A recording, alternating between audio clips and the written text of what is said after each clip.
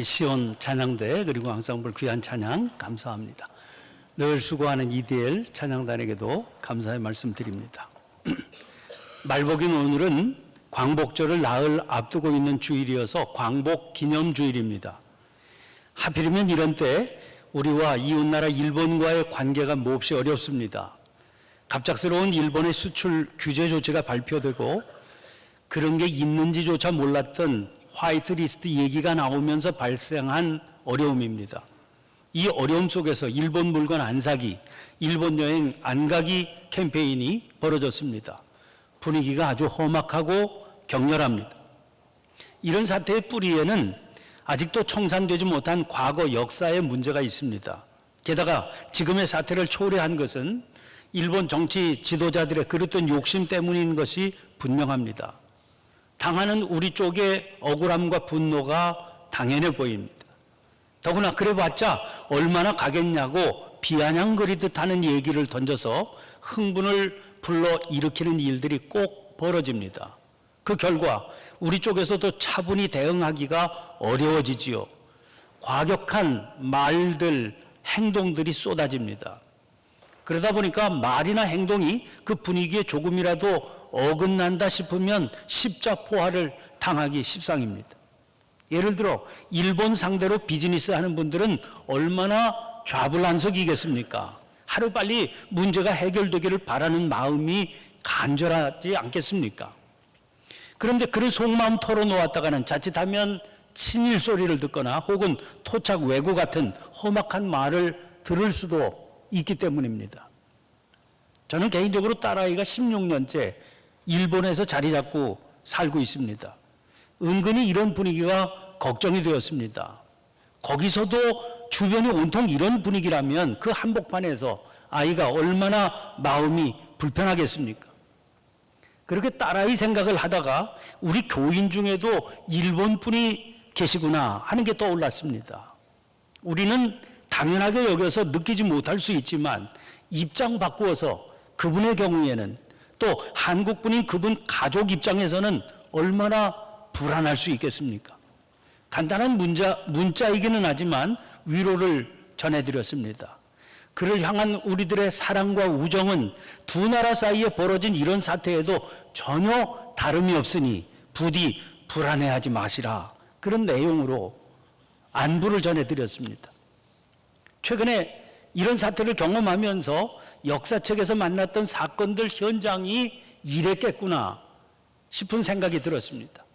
지난 7일 EBS 교육방송 시사교양 프로그램인 다큐 프라임을 시청했습니다.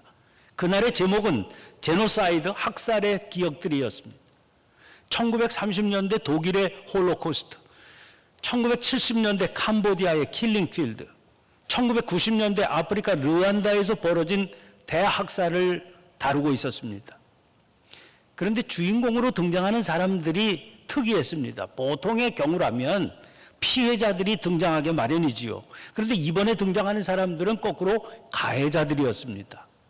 프로그램은 그들은 어떻게 가해자가 되었는지 그리고 지금은 어떻게 살아가고 있는지를 살피는 내용이었습니다. 가해자들이었던 그들의 공통점은 그들 모두 지극히 평범한 사람들이었다는 겁니다. 평범한 소녀였고 평범한 공무원이었습니다. 그런데 어느 날 광기 어린 시대의 바람이 불어왔습니다.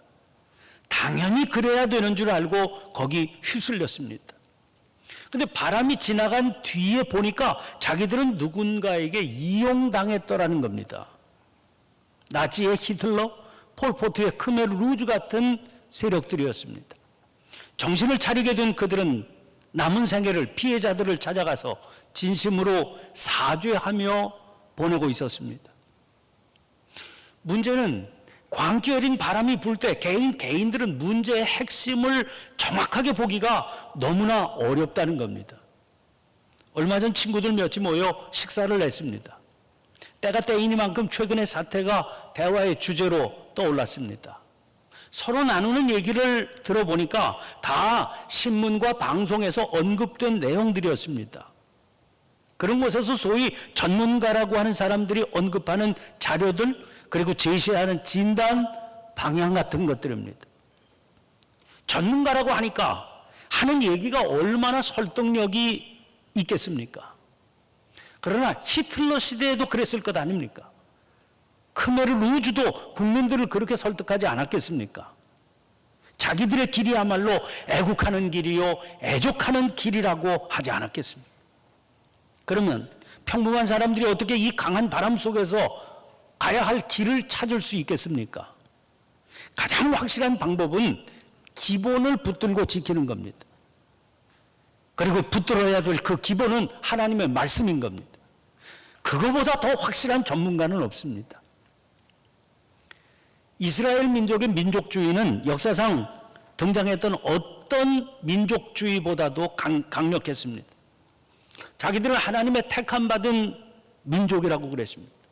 심지어 다른 민족은 하나님께서 지옥의 땔감으로 쓰려고 창조하셨다. 그런 주장까지 했을 정도입니다. 예수님은 이런 광기 어린 민족주의의 한 복판으로 오셔서 하나님 나라를 전파하셨습니다. 그 하나님 나라는 이스라엘이라고 하는 핏줄로 이루어진 나라가 아닙니다. 믿음으로 하나님을 아버지라고 고백하는 모든 사람들에게 허락된 나라입니다. 요한복음 4장을 보면 주님께서 사마리아 여인에게 복음을 전하셨습니다. 사마리아 여인은 유대인이면서도 자기에게 말을 걸어오는 그 예수님을 의아해했습니다. 그래서 여인이 묻습니다. 우리 조상들은 이 산에서 예배하였는데 당신들의 말은 예배할 곳이 예루살렘에 있다 하더이다. 이거 무슨 말이겠습니까? 유대인들은 예루살렘에서 예배할 수 있는 유대인만 하나님의 자녀라고 인정하지 않습니까? 조상 때부터 이 산에서 예배하는 사마리아 사람인 우리는 하나님의 자녀가 아니라면서요. 이런 말입니다. 거기에 대한 주님의 대답입니다. 여자여, 내 말을 믿으라. 이 산에서도 말고 예루살렘에서도 말고 너희가 아버지께 예배할 때가 이르리라. 이런 말씀이죠. 이 산이냐 예루살렘 성전이냐 그게 중요한 게 아니다. 그럼 뭐가 중요합니까? 아버지께 참되게 예배하는 자들은 영과 진리로 예배할 때가 오나니 곧 이때라. 아버지께서는 자기에게 이렇게 예배하는 자들을 찾으시느니라. 장소가 중요한 게 아니라는 겁니다. 핏줄도 중요하지 않습니다. 오직 영과 진리로 드리는 예배가 참 예배입니다. 또 마태복음 8장입니다. 이방인인 한 백부장이 주님을 찾아와 간구합니다. 자기 하인이 중풍병에 걸려서 몹시 괴로워하고 있다는 거예요.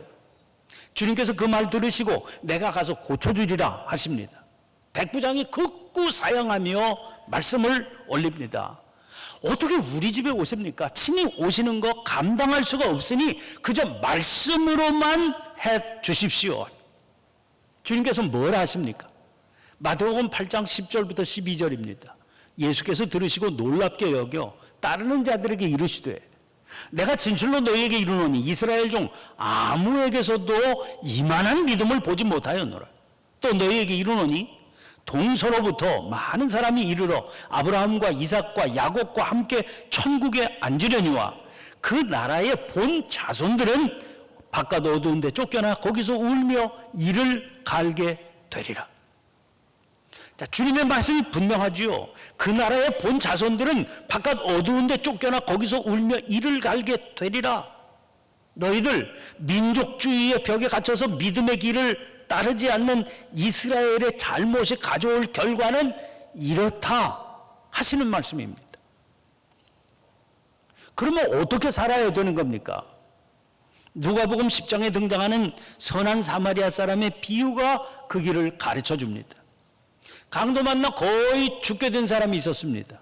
그 옆을 제사장도 지나가고 레위인도 지나갔지만 못 본 채 했습니다. 그런데 지나가던 사마리아 사람은 그를 보고 불쌍히 여겨 힘을 다해 그를 돌보아 주었습니다. 주님께서 물으십니다. 네 생각에는 이 세 사람 중에 누가 강도 만난 자의 이웃이 되겠느냐? 질문 던졌던 율법교사가 대답합니다. 자비를 베푼 자입니다. 그러자 주님께서 말씀하십니다. 가서 너도 이와 같이 해라. 여러분, 이 비유의 핵심이 뭐겠습니까? 이스라엘 민족이라고 하는 것이 구원을 보장하는 것이 아니라는 거지요. 심지어 그가 제사장이라 할지라도 혹은 레위인이라 할지라도 그렇다는 겁니다. 율법의 가르침대로 살아야 됩니다. 그 가르침대로 고통당하는 사람의 이웃이 되어 살면 사마리아 사람이라 할지라도 영생 누릴 수 있습니다. 그것을 가르치시고 그 가르침대로 몸소 사셨던 것이 주님의 삶입니다. 그 주님의 삶을 받아들여서 그 길을 뒤따르는 게 제자의 길입니다. 그리고 그 제자들이 모여서 같은 믿음의 고백 아래 이룬 공동체가 교회입니다. 우리 기독교 대한감리회 교리적서는 7조는 이런 내용입니다. 우리는 만민에게 복음을 전파함으로 하나님의 정의와 사랑을 나누고 평화의 세계를 이루는 모든 사람이 하나님 앞에 형제됨을 믿습니다. 이게 인류 형제주의입니다. 우리는 인류 형제주의야말로 하나님 나라의 핵심이라고 고백합니다. 그런 시야에서 오늘 본문 말씀을 보시기를 바랍니다. 오늘 본문 말씀에 실린 구약의 인용은 선한 사마리아 사람의 비유에서 예수님께서 언급하셨던 바로 그 말씀입니다. 거기서는 무엇을 하여야 영생을 얻겠느냐는 질문에 대한 대답이었습니다. 여기서는 모든 계명 중 첫째가는 내용으로 말씀하셨지요. 그와 비슷한 내용이 마태복음에서도 등장합니다. 어느 계명이 가장 크냐 하는 질문에 주님께서 이 내용을 말씀하시면서 이것이 율법과 선지자의 강령이라고 하셨어요. 하나님의 말씀을 다 녹여서 한마디로 정의하면 골자가 이 말씀이다. 그런 말씀입니다. 그러면 그토록 중요한 그게 뭡니까? 두 가지 말씀하십니다. 먼저 29절 30절입니다. 첫째는 이것이니 이스라엘아 들으라. 주 곧 우리 하나님은 유일한 주시라. 내 마음을 다하고 목숨을 다하고 뜻을 다하고 힘을 다하여 주 너의 하나님을 사랑하라 하신 것이요. 이것은 신명기 6장 4절 5절 말씀의 인용입니다. 이 본문에서는 예수님께서 질문을 받자마자 즉각적으로 대답하셨지요. 아까 살펴본 누가복음에서는 율법학자가 예수님의 질문에 즉각적으로 이 본문을 거론하지 않았습니까? 그렇게 즉각적으로 대답을 할 수 있을 만한 이유가 있습니다. 이스라엘 백성에게는 그 이스라엘 민족의 신앙 고백이 있거든요. 그것을 쉐마라고 합니다. 그 쉐마라고 하는 신앙 고백이 신명기 6장 4절부터 9절까지 말씀입니다. 쉐마라고 하는 말은 들으라 하는 뜻의 히브리 말입니다. 신명기 6장 4절 말씀이 히브리 말로는 들으라 이스라엘 이렇게 시작합니다. 히브리 말로 쉐마 이스라엘 이렇게 시작되는 것. 그래서 이 부분에 붙은 이름이 쉐마입니다. 이스라엘 사람들은 이 말씀을 담은 작은 성구 함을 만들어서 이마에 차고 다닙니다. 집 문설주에 가면 집집마다 메주자라고 하는 상자를 만들어서 붙여놓았는데 그 상자 속에 메주자 속에 이 말씀을 넣어둔 겁니다. 아침 저녁으로 이 말씀을 외웁니다. 속죄일에도 이 말씀을 외우고 심지어는 임종할 때도 이 말씀을 외우고 세상 떠납니다. 이 본문은 말씀의 심장과도 같은 겁니다. 그러니까 이스라엘 사람이라면 뭐가 성경의 핵심이냐? 그렇게 묻는 질문에 머뭇거릴 이유가 없었던 겁니다. 즉각 이 말씀이 나오게끔 되어 있었던 거지요. 그런데 주님은 여기에 한마디를 더 덧붙이십니다. 이어지는 31절입니다. 둘째는 이것이니 내 이웃을 내 자신과 같이 사랑하라 하신 것이라. 이보다 더 큰 계명이 없느니라. 두 번째로 인용하신 말씀은 레위기 19장 18절 말씀입니다. 쉐마의 말씀은 하나님 사랑하라는 거지요. 그런데 과연 어떻게 하는 게 하나님을 사랑하는 것이냐? 이게 문제입니다.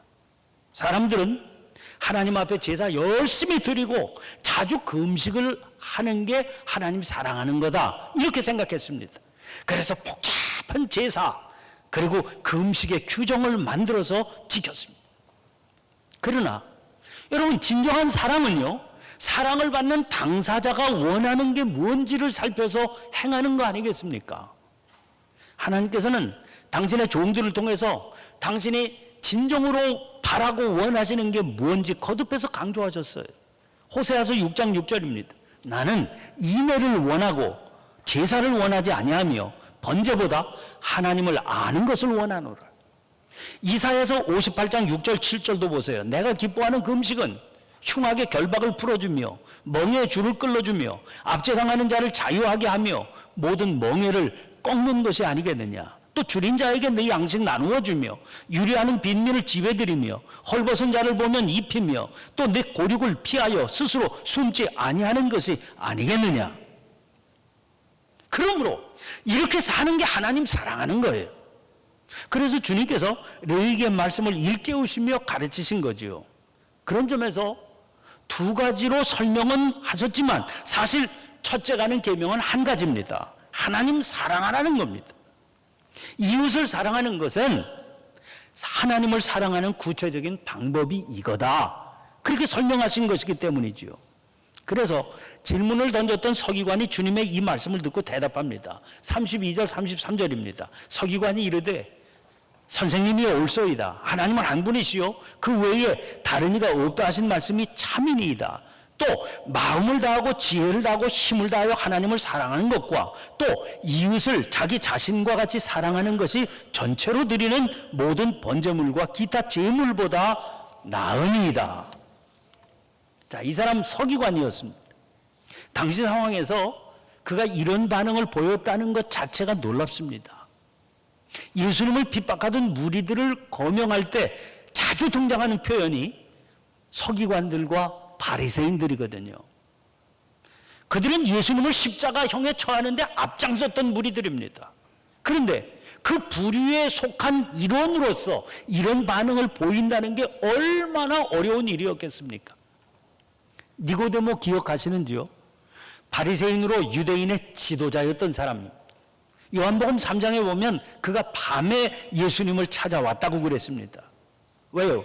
자기가 예수님을 만나는 걸 사람들이 알게 되는 게 꺼려지는 마음이 있었기 때문입니다.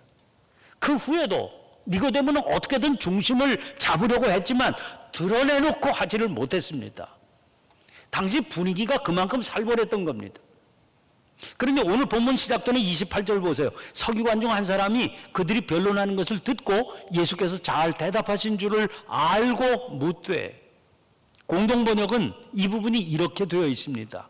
율법학자 한 사람이 와서 그들이 토론하는 것을 듣고 있다가 예수께서 대답을 잘 하시는 것을 보고, 그러니까 이 대화는요, 이 서기관과 예수님 1대1로 따로 만나서 나눈 대화가 아닌 겁니다. 한참 치열한 토론이 사람들이 모여서 전개하고 있었던 자리에서 있었던 겁니다. 오늘 본문 앞부분을 보면 그 치열한 토론의 장면이 이렇게 소개되고 있습니다. 13절입니다. 그들이 예수의 말씀을 채 잡으려 하여 바리새인과 헤롯 땅 중에서 사람을 보내매, 또 그 뒤에 18절도 보세요. 부활이 없다 하는 사두개인들이 예수께 와서 물어 이르되, 그러니까 어떻게든 예수님 공경에 빠뜨리고야 말겠다는 무리들이 때를 지어 몰려와서 시비를 거는 상황이요 자리였던 겁니다. 그런데 그 자리에서 이 서기관은 예수님께 질문을 던졌습니다. 그리고 예수님의 대답을 듣고는 주저하지 않고 선생님이요 옳소이다, 그렇게 말씀을 드린 겁니다. 그의 진리에 대한 용기가 참 놀랍고도 대견하지 않습니까? 그런데 오늘 본문 말씀이 어떻게 끝이 나고 있는지 주목해 보시기를 바랍니다. 34절입니다. 예수께서 그가 지혜 있게 대답함을 보시고 이르시되 내가 하나님의 나라에서 멀지 않도다 하시니 그 후에 감히 묻는 자가 없더라. 여기서 우리가 주목해 봐야 될 내용이 이겁니다. 이토록 용기 있는 그에게 하나님의 나라에서 멀지 않다고 하셨습니다. 내가 하나님의 나라에 있다 그러시지 않았다는 거예요. 주님은 그의 상태를 아직 하나님 나라 문턱 바깥에 있다. 그렇게 규정하신 겁니다. 그러면 심각한 겁니다. 하나님의 나라 문턱 바깥과 문턱 안은 비록 문턱 하나 차이이기는 하지만 엄청난 차이가 있거든요. 그 거리의 차이는 참으로 작은 것이지만 문턱 안은 어디입니까? 하나님 나라입니다. 문턱 밖은 어디입니까? 하나님 나라가 아닙니다. 그가 지혜 있게 대답함을 보셨다고 그랬으면서도 주님은 왜 이런 말씀을 하셨던 이유가 뭘까요? 그가 지금 서 있는 자리가 그렇게 분명했기 때문이죠.